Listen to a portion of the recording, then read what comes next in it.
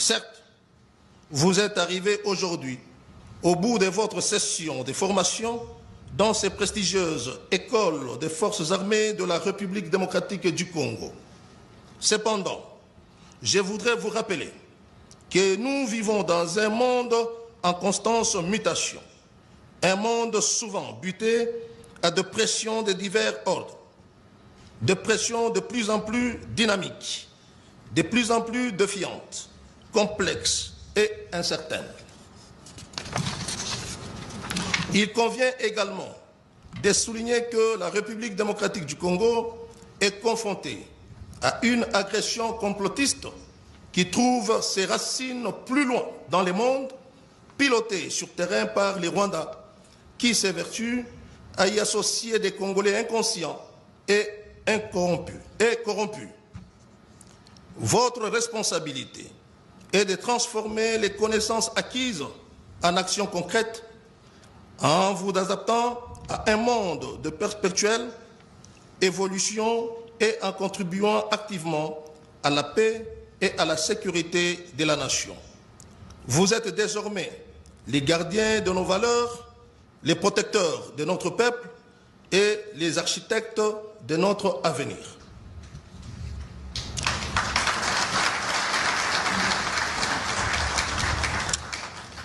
Je vous encourage à être des modèles et résilience, à être modèle de résilience et d'innovation, à rechercher constamment l'excellence et à inspirer ceux qui vous entourent.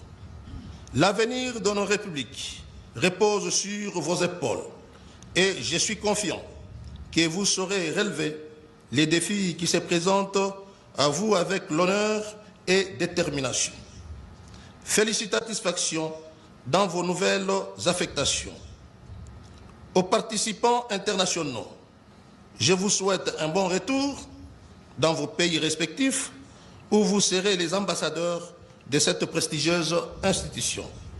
Que Dieu bénisse la République de Ndagira ngo rero dukomoze ku mashusho watangiye ubona ndetse n'ibyatangajwe n'umuvugizi w'igisirikare cya Repubulika Iharanira Demokarasi ya Kongo ni Major General Sylvain Ekenge Bomusa yatangaje ko igisirikare cya Repubulika Iharanira Demokarasi ya Kongo ngo kigiye koruganiza ibishoboka byose mu rwego rwo kugaruza ibice byose abarwanyi ba M23 bari kugenzura birimo rero n'imijyi ibiri y'ingenzi yerutse kwigarurwa n'aba barwanyi muri iki gihe cy'agahenge no mujyi wa Nyamirima ndetse n'uwashasha uherereye ku mupaka w'igihugu cy'abaturanyi cya Uganda. Tudatinze rero tugiye kuba dukomoza kuri aya makuru bityo rero nkaba nongeye kuguha ikaze mu makuru atandukanye tugenda tukugezaho ndanakwibutsa ko byoroshye cyane rwose kujya ukomeza kubonera ku gihe inkuru zacu nta kindi usabwa no kurebaho hasi handitse subscribe gatanu kuri gatanu tukajya dukomeza kubana. Turahera ku munsi wo kuwa gatandatu nibwo abarwanyi ba M23 bigaruriye umujyi wa Nyamirima bawigaruriye nta mirwano ihambaye ibaye kubera ko uwo mujyi wabarizwagamo abarwanyi ba Mai Mai na za FDLR n'ingabo z'u Burundi. Abo rero bacyumva ko M23 itegura kuhinjira bahise batuwo mujyi barahunga. Nibyasabye rero imbaraga nyinshi abarwanyi ba M23 kugera muri uwo mujyi bahise bawusesekaramo ndetse bagaragara banakoresha inama abaturage bababwira uko ibintu byose bigiye gukurikirana uko bagiye gucungirwa umutekano ndetse banabasaba gukomeza ibikorwa byabo bya buri munsi nk'ibisanzwe. Hari nyuma ariko nanone y'imirwano ikomeye yagiye mu bice bitandukanye byiganjemo ibyo muri teritwari ya Rucuru ndetse na Masisi.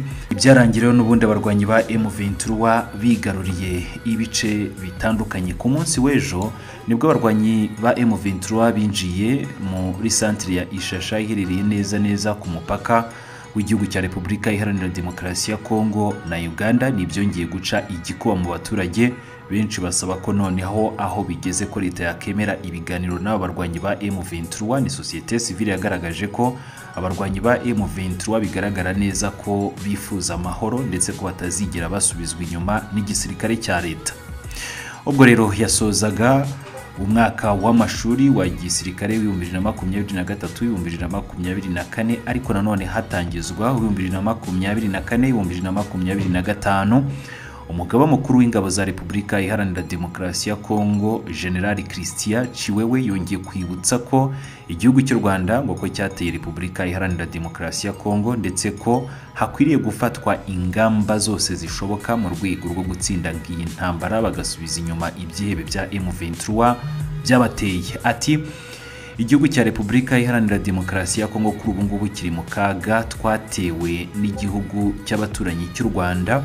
Mu burasirazuba bwa Repubulika Iharanira Demokarasi ya Kongo ntabwo ibintu byifashe neza, ariko kandi kibabaje nuko muri Repubulika Iharanira Demokarasi ya Kongo benshi mu basirikare kuri ubu ngubu bazahajwe na ruswa ndetse no kudakunda igihugu. General Christian Chiwewe yongeye kwibutsa ko leta yafashe ingamba zose zishoboka mu rwego rwo kugaruza ubutaka bwose bwatwawe n'abarwanyi ba M23. Iki gihugu kivuga ko bafashwa n'igihugu cy'u Rwanda, twibutsa ko inshuro zose u Rwanda rwagiye rubihakana. Ni nyuma rero yo gufata imijyi ya Nyamirima na Ishasha, umuvugizi w'igisirikare cya Repubulika Iharanira Demokarasi ya Kongo ni Majoro Generali Bomusa Sylvain Ekenge aganira n'abanyamakuru yongeye kwibutsa ko igihe kigeze noneho ngo igisirikare cya leta gikora ibishoboka byose mu kugaruza ubutaka bwatwawe n'abarwanyi ba M23. Ati ingabo za Repubulika Iharanira Demokarasi ya Kongo zikomeje guhura n'ibibazo bikomeye cyane birimo n'abarwanyi ba M23 bakomeje guhangana natwe mu burasirazuba bw'igihugu. Atariko nanone nubwo imirwano kuri ubu ngubu ikomeje, ndibutsa ko turi mu nzira z'amahoro ziyobowe na Rwanda. Turakora uko dushoboye kose ngo turebe ko ibintu byarangira neza mu mahoro. Ati uyu munsi rero ndongera kwibutsa ko iyi ntambara itareba abasirikare gusa, ni intambara ireba buri wese, ni intambara igomba kugirwamo uruhare n'umuturage wese wa Repubulika Iharanira Demokarasi ya Kongo. Twatewe n'abaturanyi, mugomba kumva ko rero gukunda igihugu kuri ubu ngubu nibyo byadufasha mu gutsinda iyi ntambara. Igisirikare cyacu cya Repubulika Iharanira Demokarasi ya Kongo gihanganye n'umwanzi mu burasirazuba, ariko kandi leta ndetse n'igisirikare twafashe ingamba zose zishoboka mu rwego rwo kongera kwisubiza ibice byose twambuwe n'umwanzi. Umuvugizi wa FARDC Sylvain Ekenge yibukije urubyiruko rw'abanyeshuri muri iki gihe ko rukwiriye narwo kumva ko iyi ntambara irureba no kwifatanya n'igisirikare muri iyi ntambara. Ati uyu munsi rero ingabo zacu ntabwo arizo zigomba kurwana iyi ntambara, ahubwo mwebwe abanyeshuri n'urubyiruko mugomba kumva ko iyi ntambara ibareba. Mugomba gukora ibishoboka byose mugatanga imbaraga zanyu mu rwego rwo kurinda ubusugire bw'igihugu cyanyu.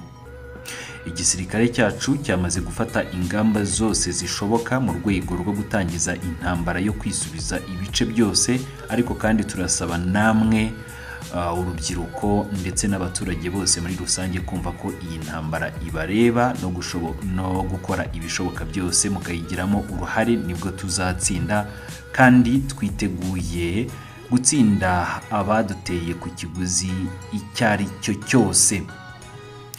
Yongeye kwibutsa ko rero ngo iyi ntambara bahanganyemo n'abarwanyi ba M23 ngo bashyigikiwe n'igihugu cy'u Rwanda.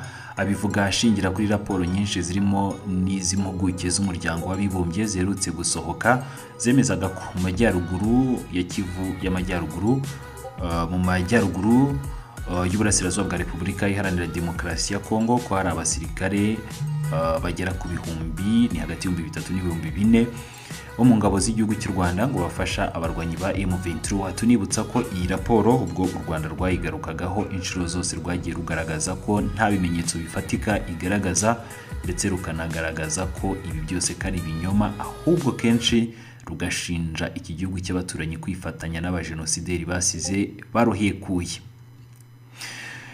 Nuko rero byifashe ni nyuma yuko abarwanyi ba M23 bigaruriye ibice bitandukanye birimo n'umupaka uhuza igihugu cya Repubulika Iharanira Demokarasi ya Kongo na Uganda. Umuvugizi w'igisirikare cya Repubulika Iharanira Demokarasi ya Kongo cyo kimwe n'umugaba mukuru w'ingabo za Kongo baremeza ko hagiye gufatwa ingamba no gutangiza intambara yeruye igomba gusiga bisubije ibice byose bambuwe n'abarwanyi ba M23. 5 kuri 5 rero nge turaza gukomeza kubana no mu yandi makuru nk'ibisanzwe.